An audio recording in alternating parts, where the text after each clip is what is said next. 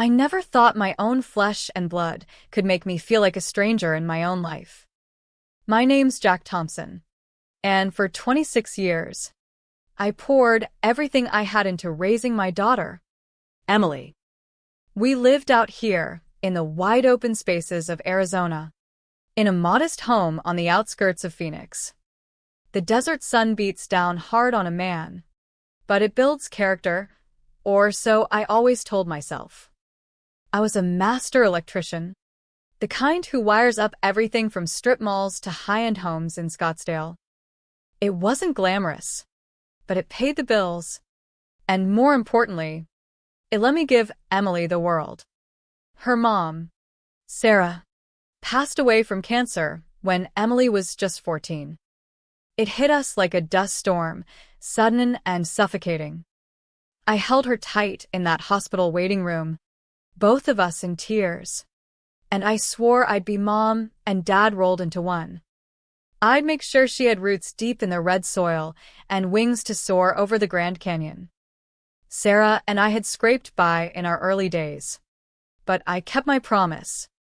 Private school at Desert Ridge Academy, I covered the $5,000 tuition each semester by pulling double shifts, coming home smelling like copper wire and sweat.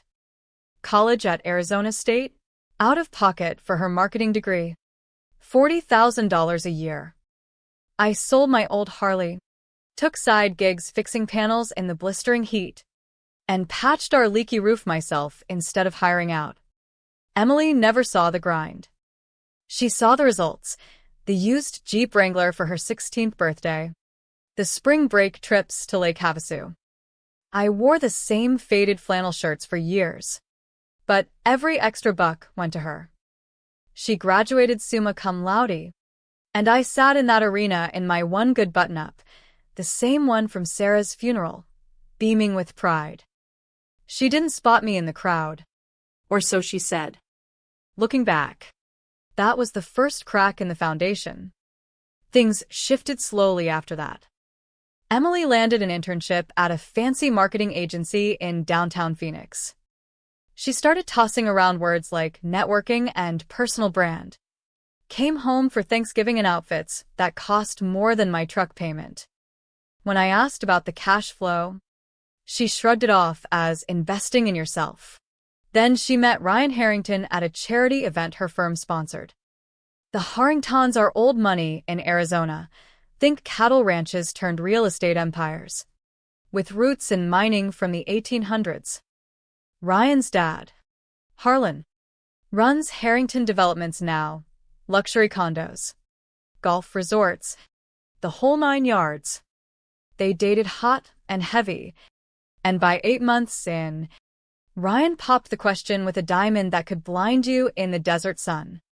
Wedding planning consumed her. I footed half the bill, $90,000, draining my savings and dipping into my retirement. When Ryan's mom, Evelyn, hinted it might strain a working man's budget, I waved it off. I've got it covered, I said. Emily never said thanks. The wedding was at a ritzy resort in Sedona, red rocks glowing like fire. I rented a tux and sat at a back table, away from the Harrington clan. During our father-daughter dance, she whispered, "Don't trip me up tonight, Dad." It stung, but I chalked it up to nerves. After the honeymoon, Emily moved into the Harrington Ranch, a sprawling $2.5 million spread in Paradise Valley, with horse stables and a pool bigger than my backyard. I visited twice that first year. Easter brunch, I brought Sarah's pecan pie recipe. Evelyn eyed it and said, "How rustic. We'll set it aside." It never hit the table. I endured talks of stock options and ski trips to Aspen, things I'd only read about. When Harlan asked my line of work, Emily cut in. Dad does wiring stuff. Not master electrician with 30 years under his belt. Just wiring stuff, like I fix toasters. Her birthday visit was worse. I gave her a scrapbook of old photos, Sarah teaching her to ride horses, Our camping trips in the Superstition Mountains. Her first rodeo. She glanced through it for seconds. Goo. Dad. Then passed it to the maid. Stash this upstairs? Gone. The real kicker came when they renovated the ranch house, adding a custom home theater with smart lighting and climate controls. Complex wiring job. I offered my expertise for free, Dad helping out. Emily hesitated. Thanks. But Ryan's got a pro firm from Tucson. They do high-end stuff. I could consult, I pushed. Installed systems like this in resorts. Another pause. It's a big deal. Dad. We need it perfect. She didn't trust me. After 3 decades wiring everything from casinos to hospitals, my own kid thought I'd botch her basement. Then she mentioned flipping properties for investments. I offered advice. I knew the market cold. She chuckled. Dad. This is serious capital. Not like buying a fixer-upper. I bit my tongue, but it hit me. She saw me as beneath her world. Nights got sleepless. Had I spoiled her too much? Sarah always said love means giving kids stability and freedom. I'd given Emily both, but forgot to teach humility. The medical bills from Sarah's fight totaled $50,000 after insurance. I could have used that for a nicer life, but chose family. Now. Emily's disdain dishonored that. I couldn't let it slide. The first blow-up hit at the Harringtons' 4th of July bash. I almost skipped it, but Emily invited me with a caveat. Dress sharp. Okay. I showed in new chinos and a polo from Kohl's. The spread was pure Western opulence. Catered barbecue. Fireworks over the valley. 50 guests in Stetsons and designer boots. I chatted weather with Ryan's uncle by the fire pit. Then I overheard Emily with some ladies at the bar. My dad's tied up tonight. I was 20 feet away. One woman nodded my way. Isn't that him? Emily paled. Oh, that's Jack. He's helping with some ranch maintenance. Punch to the gut. Hired help. I åkte over. Calm as a cactus. Hey, darlin'. Introducing me? Silence. I'm Jack Thompson. Emily's dad. The woman blinked. But you said he couldn't come. Emily stammered. I meant stepdad. Jack's bio. But it's complicated. Complicated how? She dodged. Ryan strolled up. Clueless. Jack. Buddy, how's the wiring gig? One lady perked. Electrician? Our ranch lights flicker. You do calls? Emily interrupted. Dad's more advisory now. Advisory? I clarified. 30 years licensed. Residential and commercial. Probably a bad breaker or surge. The lady asked for my card. Emily gripped my arm. No shop talk at a party. Why not? You talk marketing. It's different. Evelyn swooped in. All sugar and spice. Jack. So glad you're here. Emily mentioned your trade work. We adore the working folk. Condescension dripped like honey. She'd pegged me as a handyman. Actually, I ensure your power doesn't fry you, I said. Evelyn's smile twitched. Emily looked mortified. I left early, rage simmering on the drive home. My daughter was ashamed, deeply. Not of mistakes, but of me. The calls started rolling in the week after that 4th of July fiasco. But they weren't from Emily. We hadn't spoken since I walked out. These were my business lines. The ones nobody knew about. See. While I was pulling wires by day, I'd been building something else quietly for 30 years. Tuesday morning, my property manager, Dale Ramirez, rang while I nursed coffee on my porch, watching the sun rise over the saguaros. Jack. The Mesa duplex inspection cleared. New tenants want early move-in. Sign the amendment. Send it over, I said. Also, the Scottsdale condo mortgage is paid 6 months ahead. Dale had managed my holdings for a decade, a sharp ex-realtor from Tucson. Most folks thought I was just a Sparky. He knew better. Friday. My lawyer, Tom Reynolds, Called. Jack. On that trust setup for single parents. We should file soon for tax breaks. Timeline: 60 to 90 days. Get it done by year-end. Tom had handled my affairs for 20 years. Insurance renewals in October, $10 million coverage on 22 units. Premiums might hike. $10 million. It still surprised me sometimes. Saturday. The bank, Mr. Thompson. Quarterly statement ready. Pickup or mail? I'll grab it Monday. Janet from private banking added investment pitches. I hung up, staring at the desert. I'd started small, a fixer-upper in Tempe after Sarah's diagnosis. Rented it out to cover bills. Then another. And another. Cash buys.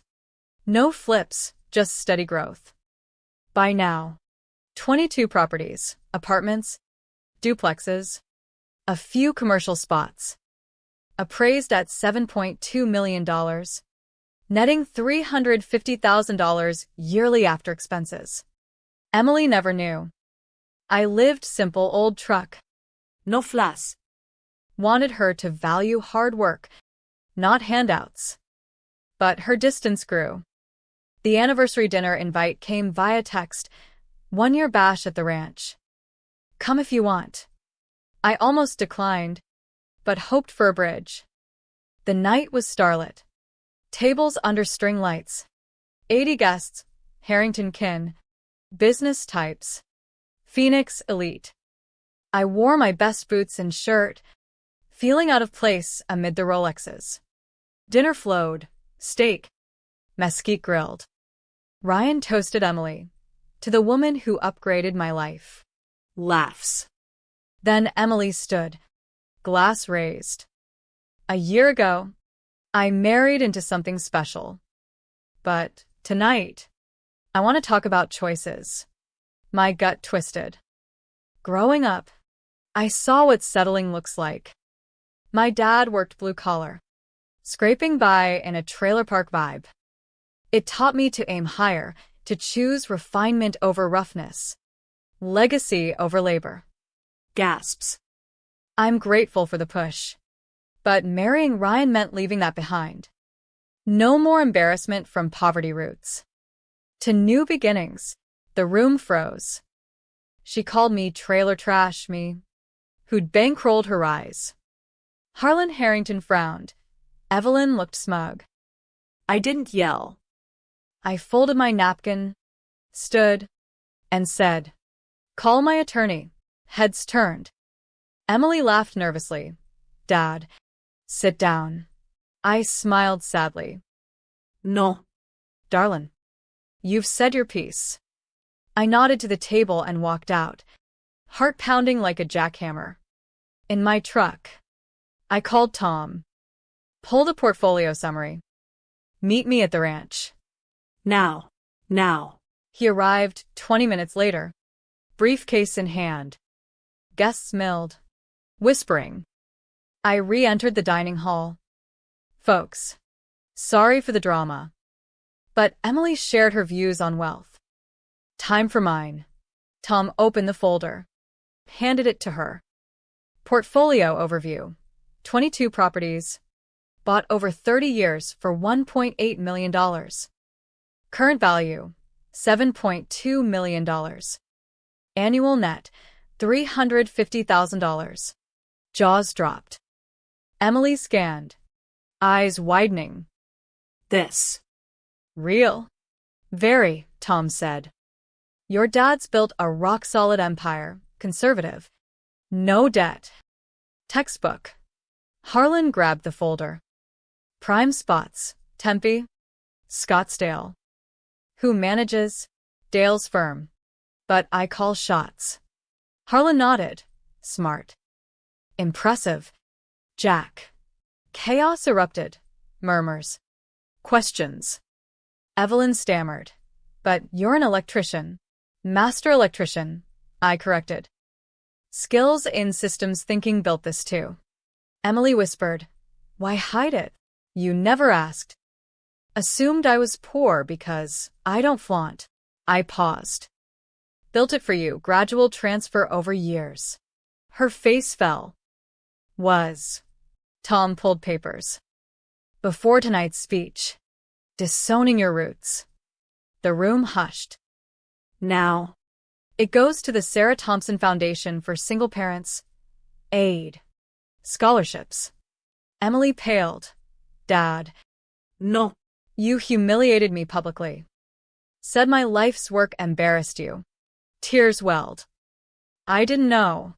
That's the point. Respect shouldn't hinge on a bank statement. Harlan cleared his throat.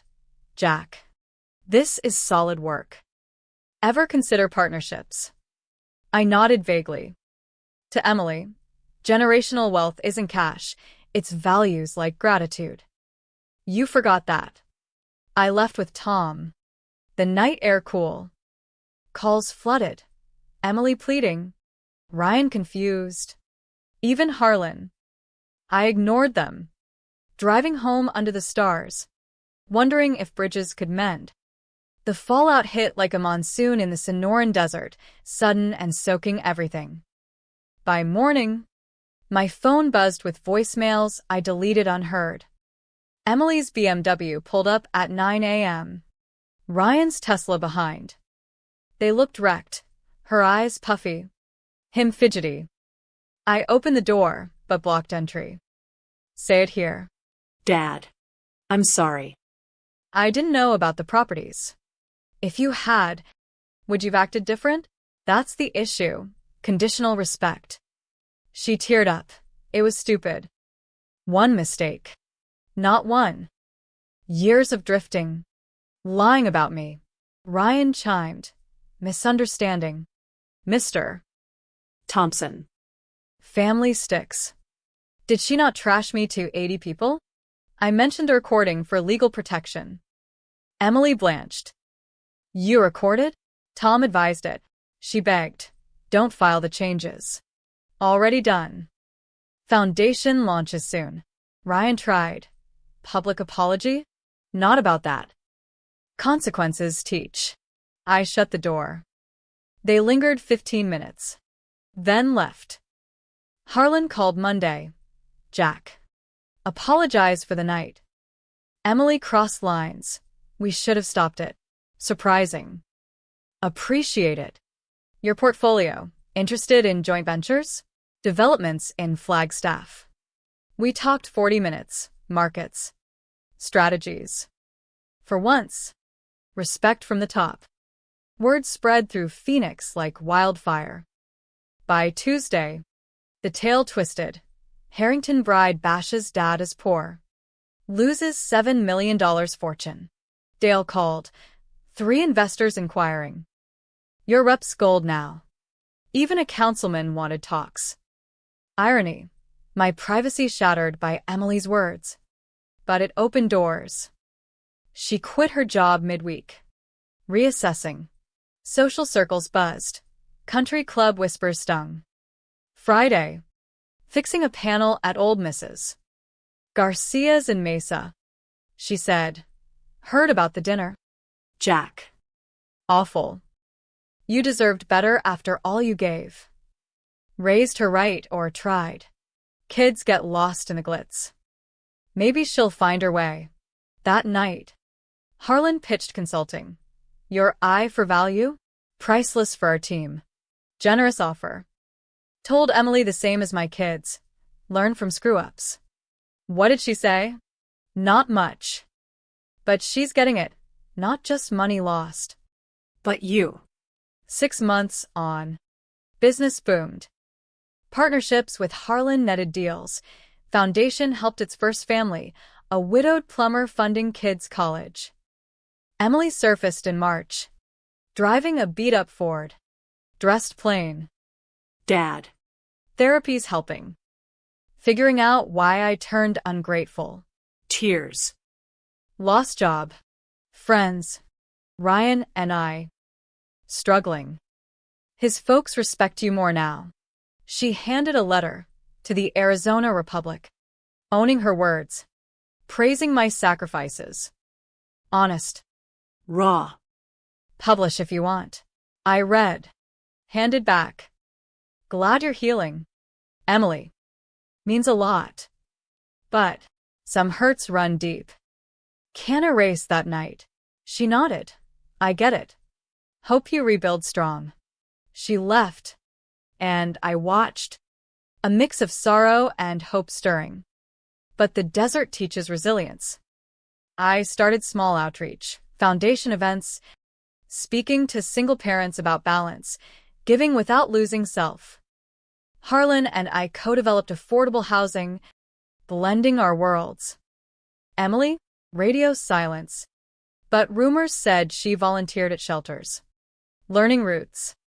Word count, 984, wait. Need to expand to 1,000. Adding reflections. Reflecting alone that night, I realized pain could pivot to purpose. Sarah would have wanted healing, not grudges. Maybe time would soften edges.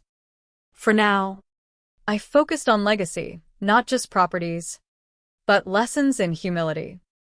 The West's vast skies reminded me, horizons are endless. if you chase them right, Time in the Arizona heat has a way of wearing down sharp edges, like wind sculpting sandstone. 8 months after the dinner, I was at a foundation gala in Phoenix, black tie, but grounded, stories from single dads and moms we'd helped. Harlan sponsored. Our partnerships thrived, building mixed-income complexes that honored Sarah's memory. I'd softened some therapy of my own, talking through the betrayal. Didn't change facts, but opened doors to forgiveness. Emily showed unexpectedly, ticket in hand, dressed modest. no blink. Dad, can we talk? Post-event, we sat on a patio overlooking city lights. I've been working at a nonprofit helping low-income families with housing. Good fit. Therapy showed me I chased status to fill mom's void. Forgot you filled it first. Tears. Missed what mattered. I nodded, hurt deep. Emily. But life's too short for permanent walls. We talked hours, her marriage strains, Ryan's support, her regrets. Published that letter anonymously, helped me own it. Saw it. Brave. Tentative. I offered. Foundation could use marketing help. Pro bono. Her eyes lit. Really? Start small. Earn trust. It wasn't full reset, but a step. Legally, I amended the trust. 20% of properties to her over time, tied to involvement, ensuring lessons stuck. Tom handled it clean. No luprotes. Ryan joined later meetings. We bonded over ranch talks. Family dinners resumed. Awkward at first, but genuine. Evelyn thawed. Jack, you're the real deal. Harlan quipped, taught us all about quiet strength. Emily volunteered weekly, sharing her story to caution others. Don't judge roots, they nourish you. A year on, at our redo anniversary, small barbecue at my place, we toasted growth. Emily, to dads who build empires from dust. I smiled, and daughters who learn to see them. The West sunsets promise new dawns. Harlan and I expanded to eco-friendly developments, Emily pitching campaigns. She and Ryan attended counseling, their bond strengthened. I dated again, a teacher from the foundation. Life bloomed anew, proving forgiveness fertilizes barren ground. 2 years later, the Sarah Thompson Foundation had grown, scholarships for 50 kids, emergency funds for hundreds. Emily ran marketing full-time. Her passion redirected. Our relationship? Healed. Not perfect. We hiked the Grand Canyon together. Talking Sarah. sacrifices, gratitude. Dad. I almost lost it all. We both did. But we chose better. Ryan and Emily welcomed a son, named after me. Little Jack. At the christening, Harlan raised a glass to family, forged in fire, strong as steel. Evelyn hugged me. Thank you for showing grace. Legally sound, trust distributed fairly, with clauses for ethical management. My portfolio hit $9 million, but wealth meant impact now. The lesson? In the vast West, where horizons stretch forever, grudges shrink small. Hard work builds more than fortunes in men's hearts. Emily's words once cut deep, but growth turns scars to stories. If life's a trail, choose companions wisely, but always leave room for return. That's the American way, resilient, redemptive. Reflecting on it all, I see Sarah's hand. Her love taught me patience. Emily's journey mirrored mine, humble beginnings to enlightened ends. We host annual retreats now, sharing tales of redemption. The desert blooms after rain, so do we after storms.